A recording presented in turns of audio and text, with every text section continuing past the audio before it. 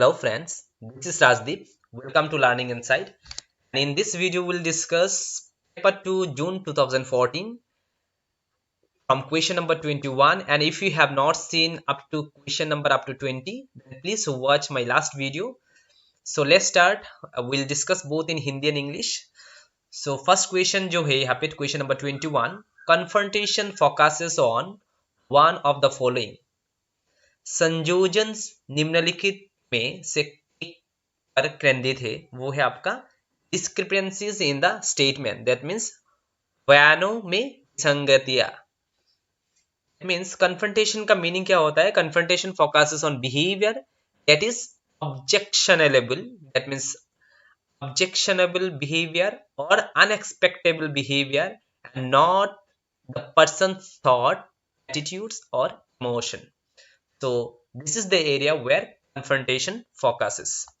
Cognitive needs of human beings are, मानव की संज्ञानात्मक आवश्यकताएं है।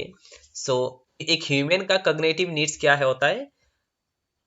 The need to know, understand and to explore. That means समझने और तलाशने की आवश्यकता है। That is need to know as well as to understand and to explore. Now next question, the difference between Budhan and Gramdan is.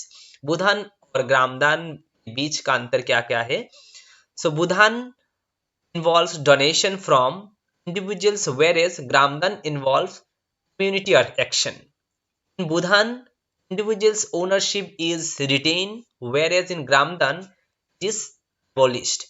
In Budhan, individuals are beneficiaries, whereas in Gramdan, the beneficiaries is whole village community. So Budhan में क्या होता है? बुधान में व्यक्तियों की दान शामिल है, जबकि ग्रामदान में सामुदायिक कार्यभार शामिल है। बुधान में व्यक्तिगत स्वामित्व व्यवहार बरकरार रखा जाता है, जबकि ग्रामदान में इसे समाप्त कर दिया जाता है। बुधान में व्यक्ति लाभार्थी है एंड जबकि ग्रामदान में लाभार्थी संपूर्ण ग्राम समुदाय है। तो all the above are a correct answer for both the difference between Bhoodan and Gramdan. Now next question, the client center approach is developed by, ग्राहक केंद्रित दृष्टिकोण धारा विकसित किया गया था। किनके द्वारा विकसित किया गया था? वो है आपका कार्ल रॉजर्स ने डेवलप किया था client center approach or therapy, and is also known as person centered therapy.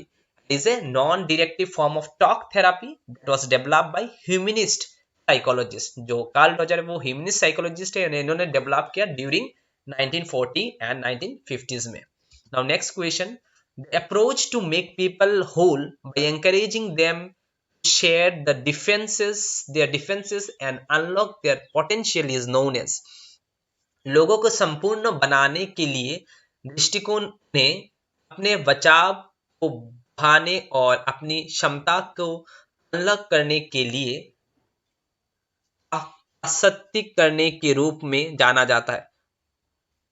असत्य करने के रूप में जाना जाता है, वो क्या है? वो है आपका gestalt approach. That means gestalt approach में क्या होता है? They believe that the whole is different from the sum of it. So they believe on every part is different from the whole, and they believe that whole is greater than the some part of it. Now next question, task center social work has been developed by, कार्य केंद्रित सामाजिक कार्य धारा विकसित किया गया था, वो है आपका रीड एंड आइंस्टीन के द्वारा टास्क सेंटर सोशल वर्क है वो डेवलप किया गया था। Next question, that is which of the following is not a feature of standard deviation? Standard deviation का कौन सा फीचर नहीं है? So standard deviation जो होता है निम्नलिखित में से मानव विचलन की विशेषता नहीं है। So वो आपका आंसर है it gives more weightage to extreme values and less to those which are nearer the means. So जो standard deviation का ये वैल्यूज जो weightage is extreme values देता है and less to those which are nearer to the mean, ये standard deviation का feature नहीं है। Now next question, the disorder which limits food intake, विकार जो भोजन सेवन को सीमित करता है वो है आपका एनोरेक्सिया नर्वोसा। एनोरेक्सिया नर्वोसा में क्या होता है, is characterized by disorder body image with an unwarranted fear of being overweight। so ये आपका फूड इनटेक डिसऑर्डर है जो लिमिट कर देता है आपका फूड इनटेक कैपेसिटी को। Now next question, the number of elements to be included in the study is, अध्ययन में शामिल किए जाने वाले तत्वों की संख्या है। That means जो number of elements included in the study इसे बोला जाता है sample and sample size। तो sample size में क्या होता है, नमूना आकार है। By sample size we understand a group of subjects that are selected for a general population and is considered a representative of the real population of for that specific study। Means ये group of people है जो select किया जाता है एक whole population से, ये believe with the believe that इस पॉपुलेशन को स्टडी करेंगे, ये जनरल पॉपुलेशन का जो रिजल्ट मिलने वाला है वो मिल जाएगा। So it's a real representation of that particular community और the general population. Now next question, the scale in which numbers are used to rate the objects which have numerically equal distance are termed as। तो इसका numerically equal जो है वो terms क्या बोला जाता है, इंटरवल स्केल, अंतराल पैमानों। अंतराल पैमानों का मतलब क्या होता है इंटरवल स्केल का। A classic examples of interval scale is the temperature of Celsius, like the differences in temperature between 50 degrees and 60 degrees is 10 degree। so interval 10 degrees रहता है यहाँ पे। same differences between the 70 degrees and 80 degrees का भी 10 रहेगा। so this is called a interval scale and is in which numbers are used to rate the object that have numerically equal distance। तो इसको बोला जाता है interval scale। now next question, evaluations of kinds presents problems the way he is experiencing is। तो ग्राहकों को वर्तमान समस्या जिस तरह से वो अनुभव कर रहा है उसका प्रकार क्या होता है, उसका प्रकार होता है डायनामिक डायग्नोसिस। दैट मीन्स गतिशील निदान। डायनामिक डायग्नोसिस में क्या होता है, six A proper evaluation of the client current situation, that means existing situation or existing problem as he or she is experiencing it now। so this is a current study of a current analysis of the problem, इसको बोला जाता है कि dynamic diagnosis। now next question, which is not the nature of community। जो समुदाय की प्रकृति नहीं है, जो is not a nature of the community। individualism is not, व्यक्तित्ववाद is not a nature of community because community is a combination of the people, common interest, common group of people। so is individualism अगर होगा तो is not a feature of or nature of community। now next question, step in relation to self help group in a correct sequence। correct sequence में self help group का आपको statement देना है। so आपका first आ जाएगा कि identify the area and forming the group of women with common interest. तो common interest वाला ग्रुप को एरिया को आइडेंटिफाई करना है एंड देन ग्रुप को बनाना है। देन सेकंड आ जाएगा आपका arranging regular meeting with the group. अभी इस ग्रुप कॉमन इंटरेस्ट ग्रुप के साथ रेगुलर मीटिंग ऑर्गेनाइज करना है। देन आपका आ जाएगा deciding the amount of contribution और पोलिंग द मनी, कितना मनी कंट्रीब्यूट करना है वीकली और मंथली, ये आपका डिसाइड करना है। देन आपका आ जाएगा कि lending, repayment and maintaining accounts record, ये सब करना है। मीन्स आपको कितना लोन देना है, कितना रीपेमेंट लेना है, कितना वो मेंटेन करना है रिकॉर्ड, ये सब आ जाएगा। एंड लास्टली आपको क्या करना है, lastly training and capacity building for sustenance and the empowerment. That means आपका कम्युनिटी को डेवलप एंड स्ट्रेंथन करने के लिए, एम्पावर करने के लिए आपको ग्रुप मेंबर को ट्रेनिंग एंड कैपेसिटी बिल्डिंग करना पड़ेगा। So this will be your correct arrangement. next question, to study the consequences of psychoactive drug use the two variables are। means मानसिक अध्ययन की परिणामों का अध्ययन करने के लिए दो चर होता है। ये आपका करेक्ट आंसर होगा characteristics of the drug and characteristic of the users. That means उपयोगकर्ताओं का दवा एंड विशेषताओं का लक्षण, दोनों को आपको आइडेंटिफाई करना होगा। तो भी आप स्टडी कर सकते हैं कि क्या कंसिक्वेंसेस होगा साइकोएक्टिव ड्रग यूजर का। टू वेरिएबल्स हो है, use the variables are characteristic of drug and characteristics of users. Now next question, Which of the following is not true in relation to significance of NGO's role in mental health? मानसिक स्वास्थ्य के NGO की भूमिका महत्व को संबंध में निम्नलिखित में से कौन सा सच नहीं है? Availability of sufficient government fund for NGO means गैर सरकारी संगठनों के लिए पर्याप्त सरकारी धन की उपलब्धि, ये नॉट ट्रू। सच बात नहीं है, बिकॉज एनजीओ के पास सफिशिएंट गवर्नमेंट फंड नहीं होता है हमेशा, so it's not true for the regards to the NGOs in mental health role. Now next question, arrange the sequence of authorities in setting industrial disputes under the Industrial Dispute Act. So Industrial Disputes Act जो है उसके द्वारा कैसा authorities का sequence होता है वो आपको sequence में लाना है. So first आ जाता है आपका WAP committee, then आपका आता है conciliation officer, then आपका आता है board of conciliation and last में आता है court of inquiry. Now next question, what is the correct sequence in the social case work process? Social case work सामाजिक मामलों की कार्य प्रक्रिया में सही क्रम क्या है? मीन्स सोशल केस वर्क का करेक्ट प्रोसेस है इंटेक, आपका फर्स्ट इंटेक आ जाएगा, then investigation, then diagnosis and then treatment, then 7 जांच, निदान एंड उपचार.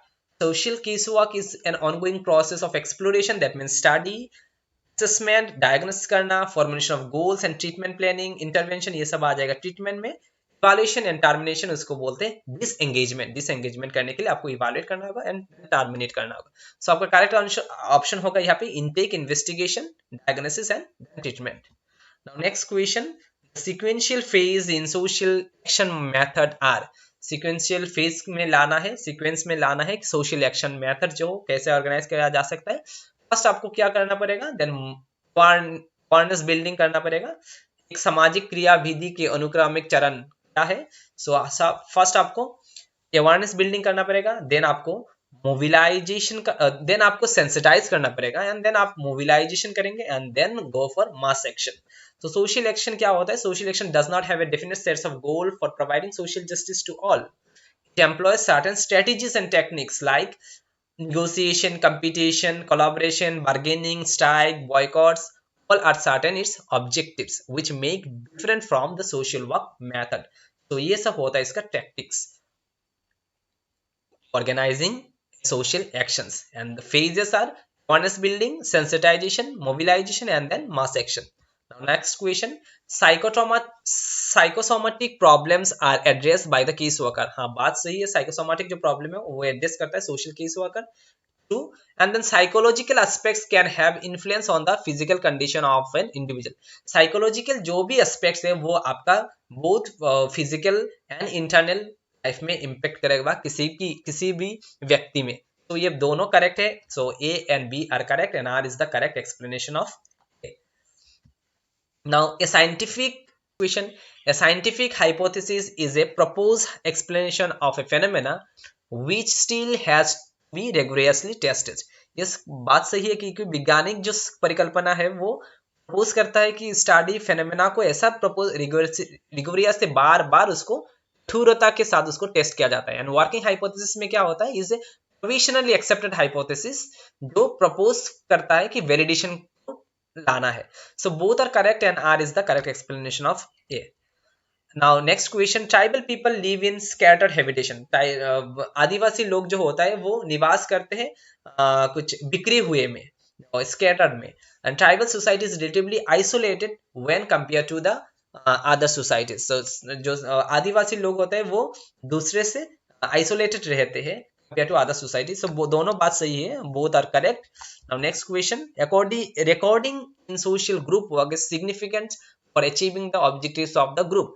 ये बात सही है क्योंकि रिकॉर्ड करना पड़ता है ग्रुप वर्क का, ईच इंडिविजुअल का अचीवमेंट को एंड कैपेसिटीज को, and through which we can achieve our group objectives. And record enable the worker to work out programs and plan of action for future. So दोनों बात सही है and both A and B are A and R are correct and R is the correct explanation of A. Next question, okay, provision, इसको matching करना है. provision for just and human condition of work and maternity relief. ये जो आपका provision है ये article 42 के साथ मैच होता है. just and human condition for work and maternity relief. Now right to work, education, public assistant, in certain cases ये जो है वे आर्टिकल 41 के साथ मैच है। And then living wages are etcetera for workers, ये आपका लिविंग वेज रिलेटेड जो है आर्टिकल 43 के साथ मैच है।